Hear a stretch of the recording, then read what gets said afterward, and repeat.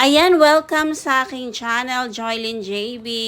Ayan guys, don't miss this video kasi nga napakaganda dito guys. Dito sa permanent exhibition hall.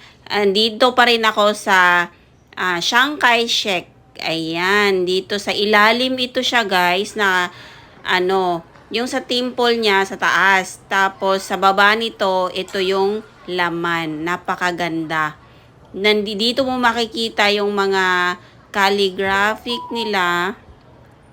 Tapos yung office ng dating president nila. Ayan, napakagandang mga pictures dyan nakalagay, mga frame kung ano yung mga nangyayari noon. Ayan, para siyang museum. Ayan, nandito nakalagay kung ano yung mga ginagawa. Ayan yung mga calligraphy nila.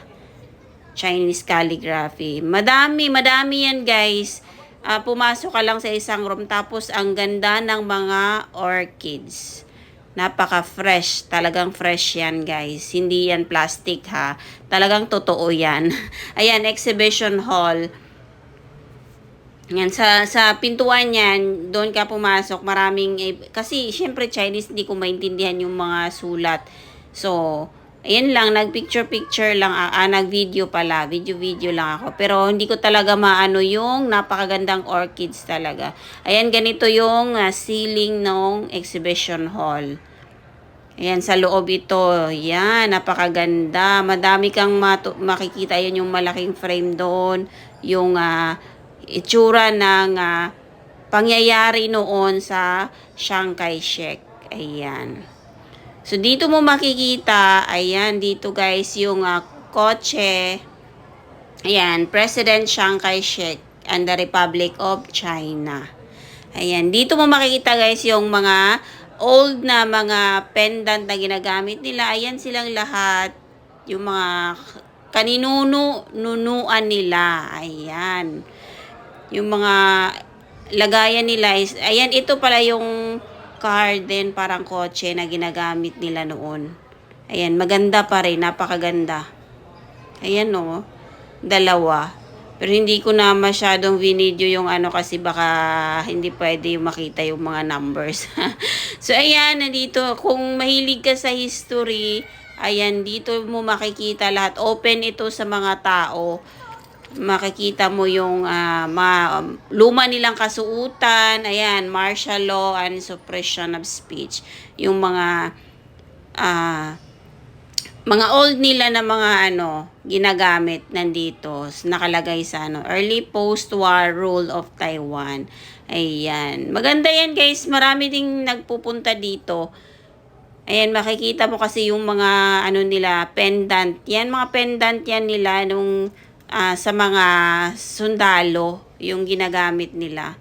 Ayan, napakaganda dito. Tapos, makikita mo rin yung dating office ng President Chiang Kai-shek.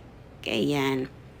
O, diba? Napakaganda. Kaya kung mahilig ka sa history, kaso nga lang, Chinese, so nag-video lang ako. Meron naman English pa konti-konti kung anong klaseng ayan, babasahin, yung mga history, ayan, papasok ako dyan sa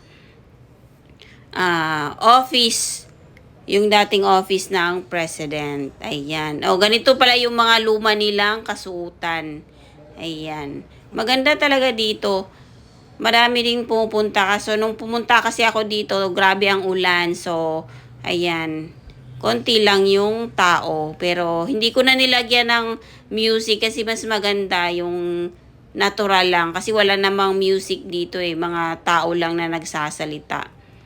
Ayan, napakaganda yung mga medals nila. Ayan, pinapakita talaga. Ayan. 'Di ba? Nila transparent. Ayan, thoughts, beliefs and writings. Ayan, makikita mo sa kanilang museum. Kaya tinatawag itong permanent kasi talagang dyan na siya, permanent exhibition. So, ayan, ito yun guys, yung presidential office noon ni Chiang Kai-shek. Ayan, yung parang statwa doon na nakaupo. Ayan. Hindi ko lang maintindihan yung Chinese na sulat, pero yun yung nakalagay sa na Ito yung office nung dating president nila. So, ayan, maingay lang yung mga kasabayan ko kasi nga nagpipicture sila video. Ayan. So, yun lang guys. Thank you for watching. Sana na-enjoy ko kayo. Ayan. God bless po sa lahat. Ayan, pakita ko dito yung pangalan is Permanent Exhibition Hall. God bless everyone!